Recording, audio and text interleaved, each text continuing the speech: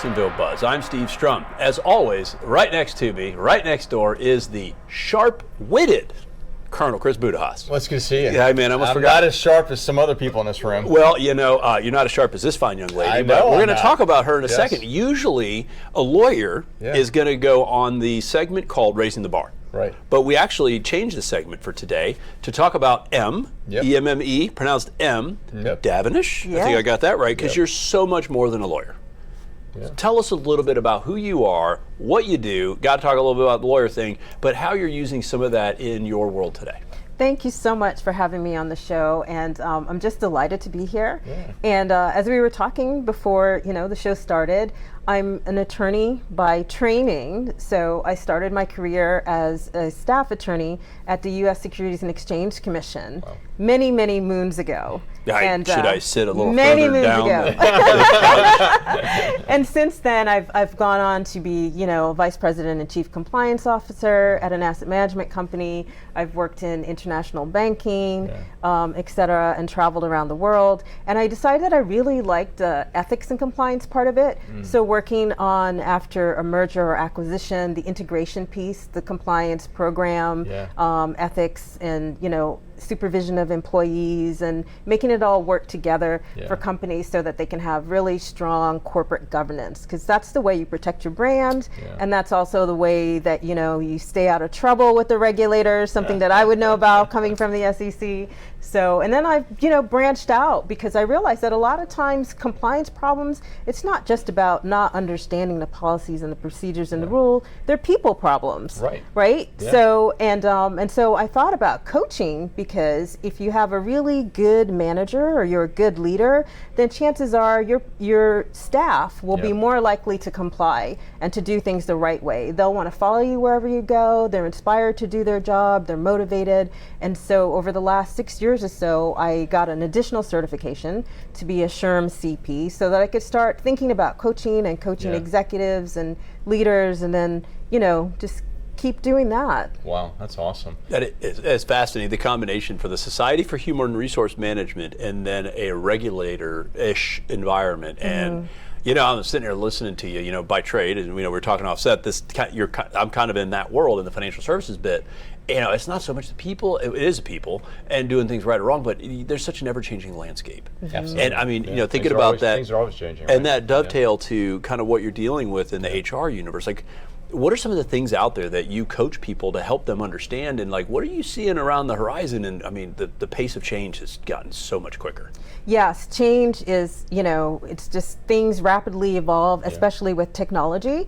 And so I think one of the things that, we're dealing with right now is working with multi-generational teams, right? So there's a big gap between, let's say, someone, Gen Z, who was born with an iPhone, and someone who's, baby boomer, still not retired, but still in the workforce, or even Gen Xer, still in the workforce and doing things a certain way and not adapting to all of the technology that's coming out there, as well as the way that people interact with one another, right? So, my generation, we like to speak to people on telephone and just to make a plan to meet so we can meet face to face and have a conversation. But younger generations, there's a lot of screen time, there's a lot of, one hand tapping for communication, Slack messages, shorthand. So a lot of the times the communication piece gets lost.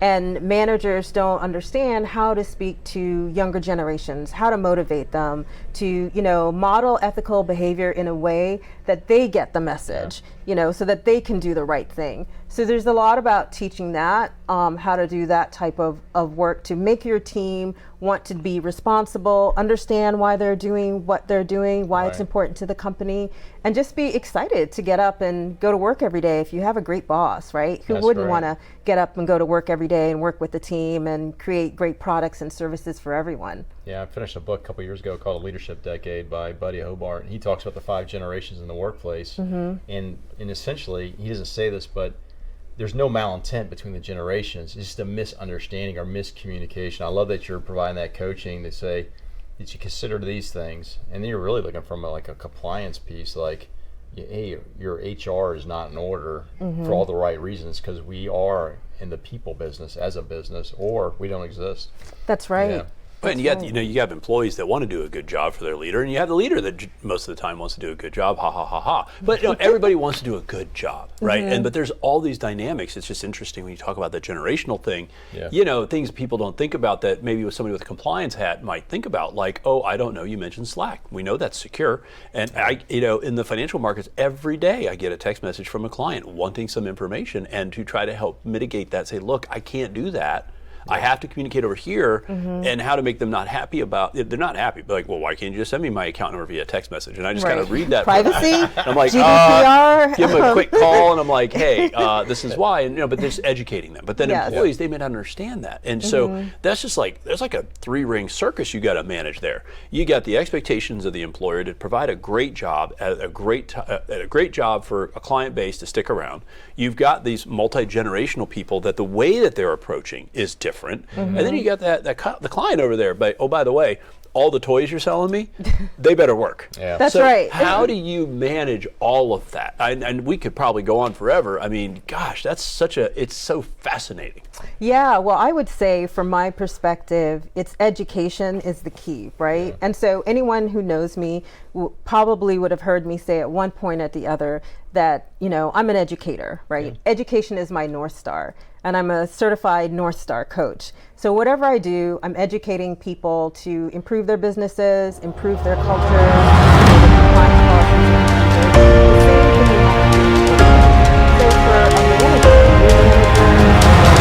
even senior managers, a lot of times they haven't had the professional development and training. Yep. So, lawyers know you have to get continuing legal education credits. Well, that's profession, that's about the law, and you learn ethics, but you don't necessarily learn how to be a manager.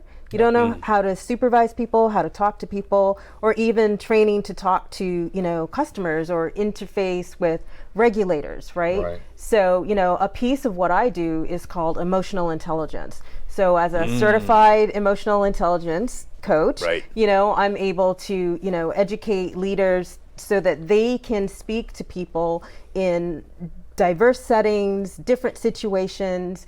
And the assessment that I use to do that, which is led by Roche Martin, has 10 competencies that says these are the competencies we think you need to be an effective leader.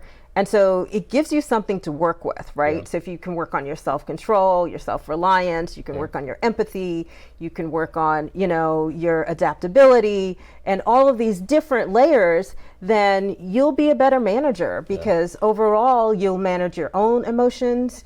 You'll respond to changes. You get a letter, a client complaint. You won't blow your top and go running down the hall and start yelling at someone. You think about it, and you think about all the different dynamics that's involved in that. Why does she keep looking at me? I don't know, but you messed up today. Apparently, direct eye contact. Direct eye contact is critical. I'm telling you, I right? appreciate that. The joke in my office is to keep me from lighting myself on fire. But now, as we built a team, it's about well, can they do a better job of hiding the matches? Because if I want to light myself, if I pour gasoline on myself, I'm just be wet and smell funny. So as we take it away, what's like that one thing that you see coming around the corner in that ever-living complexity of this universe, and how do you find your company uniquely positioned to help those people through that educational lens? Yeah, so I think one of the main things that's a constant actually is having a workforce culture that is positive, where people lead with empathy, lead with ethics, and they do that in a way that shows the importance of that, because it does overall help you to retain profits, protect your brand, and make people feel good about the office. And so they're not afraid if they see something that they think's not right to speak up and to talk about it, right? So it also protects your compliance culture in that way as well. Yeah, that's so I think that's really important to have that. And so with my background in legal and compliance and adding the piece of coaching, it really is complementary to help you work with, your workforce that way. And the other thing I love is you bring in expertise, but you're also, even if the organization's been around for, let's say, 100 years, you're bringing a fresh set of eyes that go, hey, did you consider the following things? That's right. Because I know sometimes I deal with a client, it all looks good or it all looks bad, but they don't see it. As an outsider coming in with expertise can go, just want to let you know you're doing well, but here's some things you can tweak, or, oh, by the way, you got a huge gap in your swing. we got to close that because legally you're putting yourself at risk. at risk. Yeah. You know, and I tell you, we could probably, you know what we need to do is we probably need to have her come back and maybe even break a couple of those things down. But what we'll do for now is we're going to hang your website and all your stuff on our website on the dailynewsnetwork.com, and then maybe have you back for a different segment to maybe dive into some of those things. Absolutely. You know, I'm sitting there thinking cybersecurity, the HR thing, the top performers is like, you know, I'll talk to you for an hour. Yeah. I mean, and then you're here too. So, I mean, you know. Thank you. You know, I'm telling you that I appreciate you. Thank you so much for joining the show. Chris, you know I can't do it without you, man. Good to So, see you. yeah, man. Yeah. Guys, thanks so much for joining us on the Jacksonville Buzz. If you like us, share us. Remember, live with gratitude.